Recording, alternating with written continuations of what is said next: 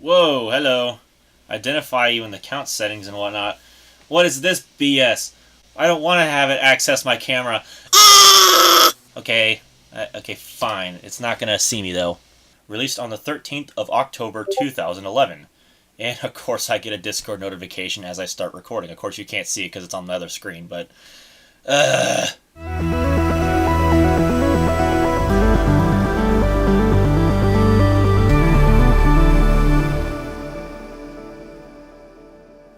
G'day folks, Jordan here with another software overview video. Today we're looking at Ubuntu 11.10 Oneiric Ocelot, released on the 13th of October 2011. Now, this version of Ubuntu had one of those strange announcement dates that I think are strange. Maybe other people might say, oh yeah, it's good to announce something early because it builds hype and whatnot about the new features coming in the next release, but I believe this was announced before Ubuntu 11.04 even came out, so that's interesting, to put it that way.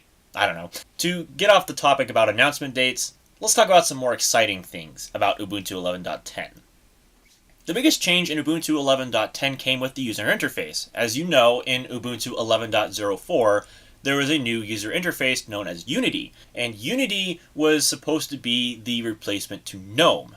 Now, real quick, before I move on, I want to say I'm going to just call it GNOME throughout the rest of the video. If you say it as GNOME, I'm sorry. But anyway, moving on. So GNOME was replaced with Unity as the default. However, if your computer at the time didn't have a graphics card that was compatible with Unity, or, for example, in my case, I was running it in VMware and it wouldn't actually work despite having VMware tools installed, well, too bad you didn't get to access Unity. And at the time, most machines could run Unity just fine. As I showed also in my video with Ubuntu 11.04, I was running it on a 6-year-old computer, and it was able to run Unity just barely, but it did run. So it is possible that some of the even older machines from the early 2000s did not have the ability to run Unity at all, like maybe some Intel integrated graphics chips from the day. That's certainly a possibility. However, in Ubuntu 11.10, there was a fix to this, well, I guess madness, and what they did was, instead of forcing users to upgrade their graphics cards so that way they would run Unity instead of falling back to GNOME, what they did was they made a 2D Unity, or a version of Unity that was slightly updated, that also rendered in 2D, that pretty much did not need any kind of hardware resources from a graphics card in order to run. It could just simply run on something like a generic frame buffer driver or a low-end card that did not support Unity, and everything was rendered on the CPU. And the reason why that's so important is because, for example, you know, I mentioned that a graphics card might not be compatible or not powerful enough to run the Unity user interface with full 3D acceleration. However, to put more perspective on this, nowadays, a lot of Linux distributions, especially the Ubuntu derivatives, and this could be true for things like Linux Mint and some other distros, where they will render the UI in software mode with 2D rendering that doesn't require much hardware in order to run. That really kind of ties back to this release, because at the time, you know, if you didn't have, well, I shouldn't actually talk about it as being not that long ago. This was a really long time ago with Linux, where if you had graphics problems, it wouldn't display anything. That's still technically true today. However, back in the day, if your graphics card sucked, well, too bad, you had a crappy user experience.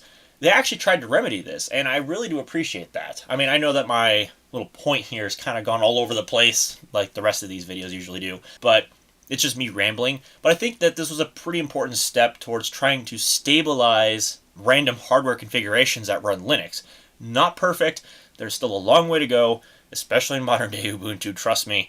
I tried to do things with a MacBook that had an NVIDIA graphics card in it, and it just totally did not work at all, and I was forced to use it in text mode. I only ever got it to launch the, in this case, KDE Plasma environment once, and installing a stable driver completely broke it. So there is still a ton of work to do with drivers. Not the developers of Linux's fault. That's on NVIDIA, but still, I hate to have to mention that because it was just really annoying. Anyway, moving on. So now that we have Unity as the complete default UI for all Ubuntu, where's GNOME? Well, GNOME isn't technically gone at this point. GNOME is still available as that's technically what Unity runs on top of. In fact, all Unity really is a shell for GNOME 3, because with Ubuntu 11.10, GNOME 3 actually was introduced into the operating system. It's just that the default GNOME 3 shell was not used. You can still go to the Ubuntu repositories, or at least you could back in the day, and you could download the GNOME shell, run it on Ubuntu, and simply just select GNOME 3 desktop at login, and boom, there you go, you got GNOME 3, because everything was still technically there. Ubuntu 11.04 ran on top of GNOME 2, hence why the complete GNOME experience was still there, because at the time, Unity was meant for more powerful computers, so it only makes sense now that if you still want GNOME, you can still install GNOME, but you don't have to because now we fixed our problems with the rendering of Unity, so now it actually works properly, I guess. So now that we've talked about the main user interface changes, let's talk about some other new features, new applications, or changes, or whatever that have been introduced with this version of Ubuntu. The biggest one that I can think of off the top of my head was that the email client, which was Evolution, ever since the beginning of Ubuntu, that's what was used, was Evolution. It was now replaced with Mozilla Thunderbird. So your email client was now run by the same little developer group that made your web browser by default in Ubuntu. So Thunderbird is now your email client, Firefox is now your web browser. I guess basically it's just an advertisement for Mozilla. I don't know what is. Or I don't know what is a bigger advertisement rather than an actual advertisement. But anyway, so that was one big change. Another change was that there was this new program for making backups in Ubuntu, and I believe it's called Deha Dump or something like that. I don't know how you're supposed to pronounce it. That's what it's called, including those foreign characters. So take it with a grain of salt. I don't know how to pronounce that, but there it is. It is there. There was also a couple of programs that were axed inside of this release of Ubuntu. The biggest one being PyTV Video Editor, or PyTV, however you're supposed to pronounce it. The official developers of Ubuntu axed this program because a lot of users were complaining about the lack of polish in the program, which is essentially just not a very high quality program, and there was really no set determined path for why it was included inside of Ubuntu. So, in that regard, it was just axed. There was no replacement video editor included in the ISO by default. You could reinstall the program, but by default, it was not included. So that was probably one thing to try to keep users happy, to keep the disk image size small enough anyway, and to just make things a little more simplified, I guess. I don't know. Another program that was axed was the Computer Janitor, because it ended up making more broken systems than actually cleaning things, which seems to be a common thing with Linux, where if you touch one thing, it seems to mess the whole system up and you have to reinstall from scratch, which is not a good thing. I don't believe there was anything replaced with that, so I imagine that they just axed that feature entirely. And finally, there was the Synaptic Package Manager. That was also removed. However, you can re-add it from the Ubuntu Software Center if you really needed it. I believe that just ran in the terminal. I could be wrong. But anyway, it was removed by default. So I suppose they're trying to prioritize the Software Center to download all your programs rather than resorting to the terminal and using the Synaptic Package Manager. Maybe they had a different solution in there. I'm not too sure. I want to say that they replaced it with something different, and I can't remember what the name of it was. So, don't mind me. I just forget things easily.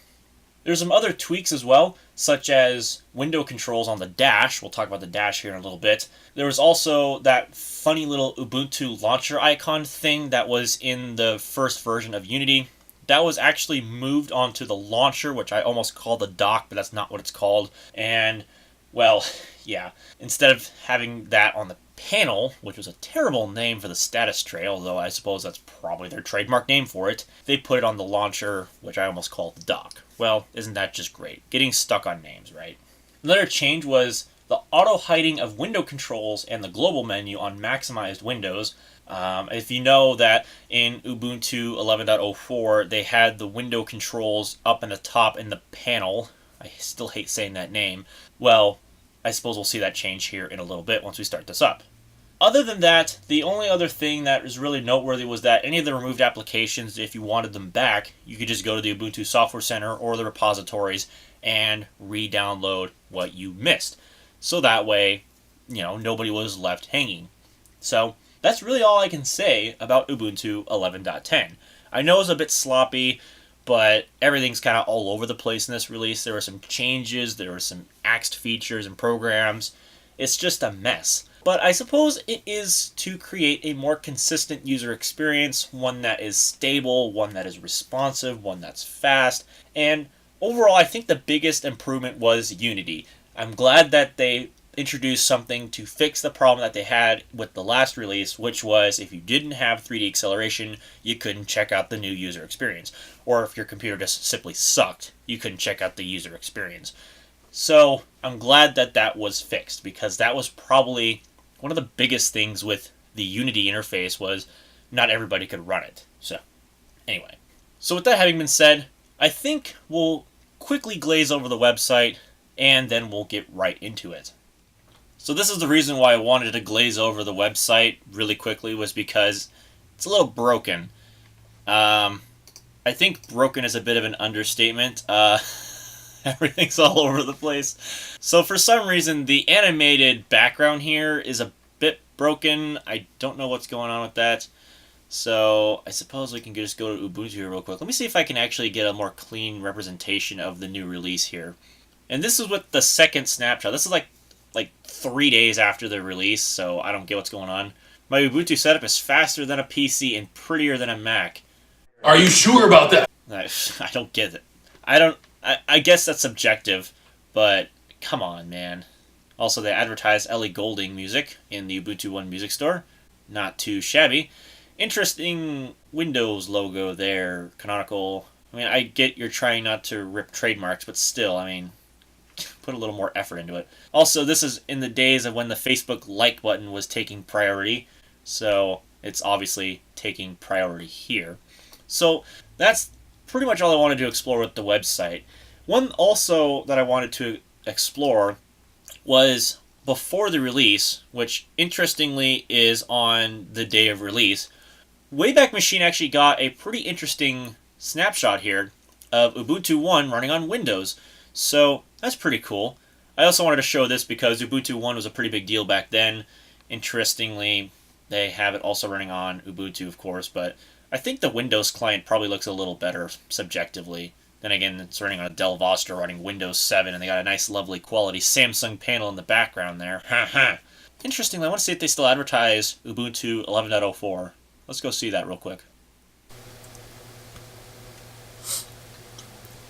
Interestingly, they show a completely different computer on the photos here, showing a Lenovo ThinkPad as their hardware of choice, rather than the Dell Vostra laptop. Very interesting. So, they don't mention the version number, though. I wonder if the download page is still technically working to show you what versions you could download. If that actually loads, then that'll be kind of cool, because I want to see if they advertise... Yep, there they go. So there's Ubuntu 11.04, and then there's the long-term support 10.04, which at the time was still being offered. And then they have the 32-bit and the 64-bit versions at the same time. Of course, in later websites, you'll soon see that they start to prioritize the 64-bit version if you have more RAM or whatever, and then they only advertise the 32-bit as a fallback if your computer doesn't have more than 2 gigabytes of RAM or something like that. So I don't know when they introduce that, but we'll probably soon see that come into play. So there we go. There's the website done in a nutshell because it was mostly broken. So let's move on to the operating system now. Alright, let's get into this here. So the startup screen is identical to that of previous Ubuntu releases since 10.04 LTS.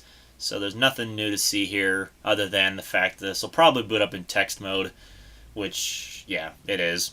I don't think we're going to get anything fancy until we install something like VMware Tools or something or another. But, yeah. Interesting little leak there of a network icon in the top right-hand corner while this starts up. I think that's interesting that they hide that in favor of the arrows, but whatever, I guess they're trying to still leak the GNOME interface through. So, rather than jump right into the UI, of course I don't have my mouse set up there, we're just going to go ahead and directly install, and I don't think we're going to worry about the updates because I don't think they work anymore. Interestingly, when I was dinking around with this in testing, I actually got a link to upgrade to Ubuntu 12.04 LTS. So I almost wonder if that still works. We'll have to try that at the end of the video and see if that actually still functions. But for now, let's go ahead and move on with 11.10's installation. And we have no detected operating systems, so we're going to go ahead and just erase the disk. That is fine. So let's see what is new with the slideshow whenever that decides it wants to come up. Calculating files with skip copying. Ah, I see what they're doing there. They're hiding stuff from us.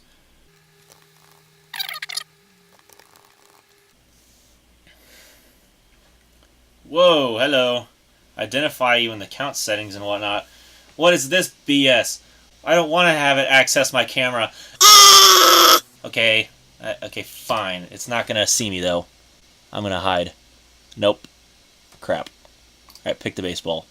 Get it out of here. Okay, good.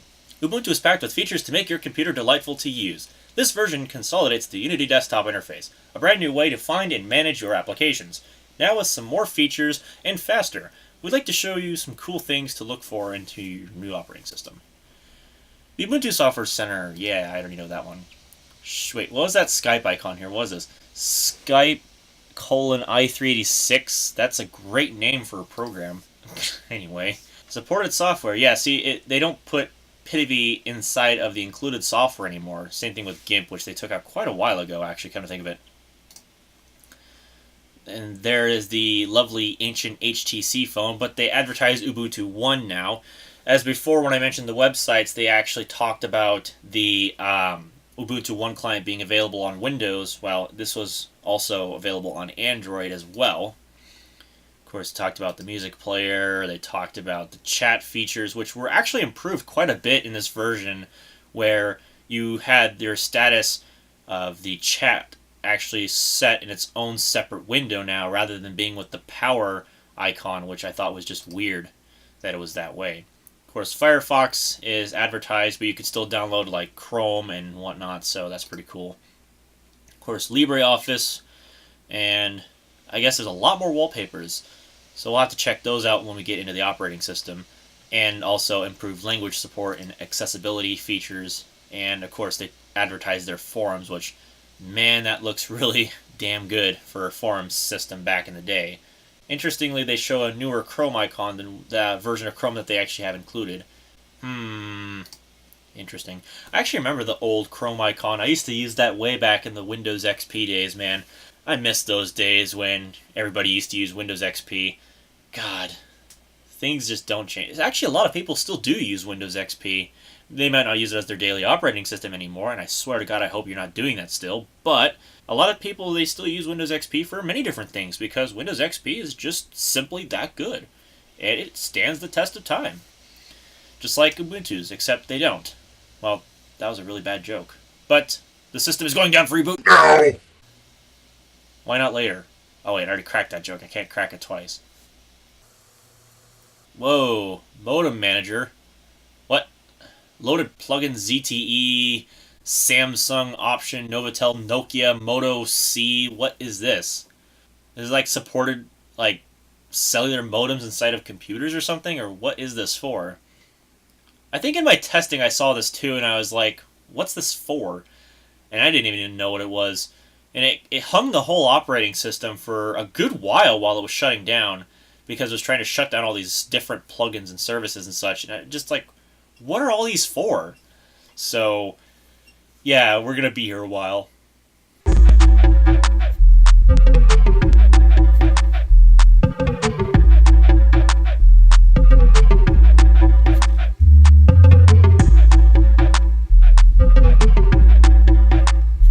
You know, I have a feeling it's not going to restart on its own. So, that's nice. Yeah, I don't think anything's going to happen. I can't do anything. Well, that's a great thing to have in your operating system, is to have nothing work. Let's just restart this.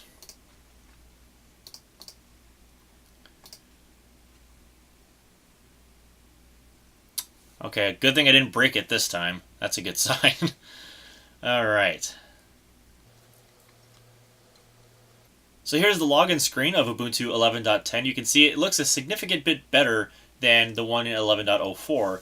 And what's interesting is, you know that dotted pattern that they use on their website? Well, it's carried over to the login screen here too, as you can see. And if you still want access to your options of your desktop environment, you can pick from this little drop-down menu here, which is pretty cool. So anyway, let's go ahead and log in here.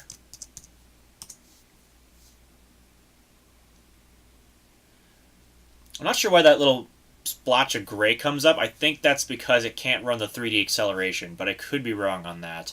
Anyway, I'm going to go ahead and see... Whoops, that's the wrong button. I'm going to see if I can get VMware Tools going before we continue. I got it to work in 11.04. I should have some pretty decent luck getting it to work now, so I'm going to take care of VMware Tools first before we resume. So I haven't even gotten to install VMware Tools yet, and I'm already getting bombarded to upgrade to the next release of Ubuntu. Like, come on, man. Or woman, I don't know. I'm not assuming gender anymore. Definitely not. Welcome to Ubuntu 12.04 LTS Precise Pangling. Quit linking the next release.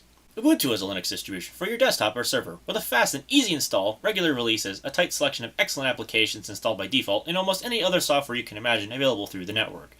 The network. We hope you enjoy Ubuntu. We're just going to go ahead and say ask me later, because I want to get VMware Tools installed. Kind of annoying that it advertises the next release as you're trying to install the drivers. Like, come on. Jeez.